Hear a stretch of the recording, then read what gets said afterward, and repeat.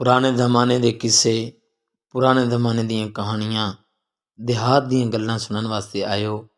अस्सलामु अलैकुम व रहमतुल्लाहि व बरकातुहू। वो खुले दिल वाले लोकी, वो खुले माहौल च रहन वाले लोकी, किसे वास्ते मंदा न सोचण वाले, न किसी न दुख देण वाले, ऐसे पाकीज़ा घराने सुकून ते इत्मीनान वाले माहौल च रहन वाले उन्हां लोकां दी क्या ही गल सी। किहड़ी किहड़ी गल सुनाइए तुहानूं ते किहड़ी किहड़ी छड़ीए। अज दे जदीद दौर दे अंदर अफरा तफरी दा माहौल है। उदों जदों बाहरों मेहमान आंदा सी, जे उस पिंड दा जवाई होना ते लोकां ने कहना ना भाई मैं देंगा, किराया मैं दे देंगा, किराया मैं दे देंगा। ते तांगा रेहड़ी चलाउण वाले ने कहना ना बाबा ये जे उन्हां दा जवाई है ते साडा भी जवाई है। बजुर्गां ने बैठे होना, बच्चों ने आके सुकून दे नाल बह जाना ते किड्डा हया हुंदा सी। किसे भी छोटे बच्चे नूं वड्डे बजुर्ग दे सिरांदी बहन दी बिल्कुल इजाजत नहीं सी होंदी। ते जदों बजुर्ग गल कर ले रहे हुंदे सन, छोटे बच्चे तवज्जो दे नाल, दूसरे भी बड़ी तवज्जो दे नाल सुनते सन। जे किधरे को कम रहा पिया ते वंगार सद लो, सुकून नाल छेती कम हो जासी। अज ते 150 मजदूर नूं उत्ते नहीं दिता जांदा, लेकिन किंज दे खुले दिल दे लोकी होंदे सन। वंगार नूं रोटी भी खवांदे सन, सोहना खवांदे सन ते काम छेती हो जांदा सी।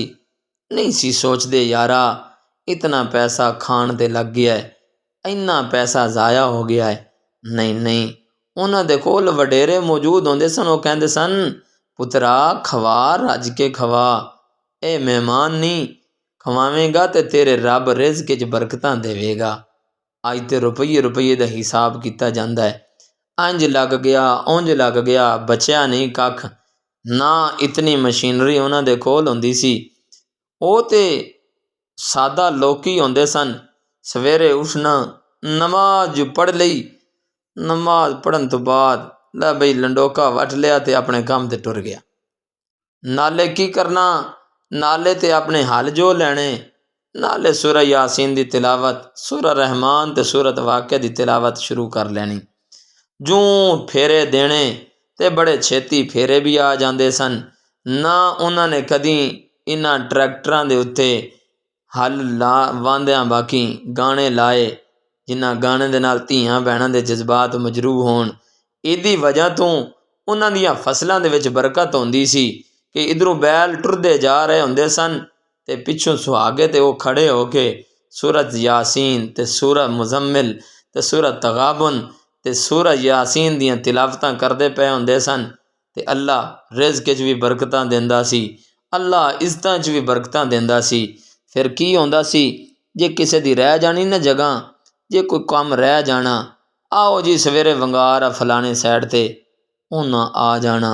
नाले हलवे, नाले रोटियां, नाले गप्पां, नाले सोहना टाइम पास हो जाना। नाले उन्हें कहना बल्ले वो शेरो एक दिन ही काम मुका छड़िया जे, चुक के घर सुटनी। नाले सुकून नाल लंगर खाना ते कहना क्या बात है, अल्लाह ने बड़ा ही रिज़्क दिता है। जे किधरे कोई छोटी मोटी कमी हो जानी, ना कहना कोई गल नहीं, गवांढी नूं पहुँचाओ साडी खैर है।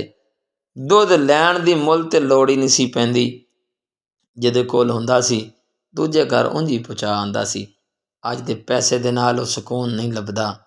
ये बहारां, ये खुले माहौल, जिन्हां दियां वेलियां खुलियां होंदियां सन ते दिल भी खुले होंदे सन। जिहड़ा मंगण आ जांदा सी फिर वो खाली नहीं सी जांदा। अज ते पैसे हत्थ च होण, चीज़ लभदी नहीं।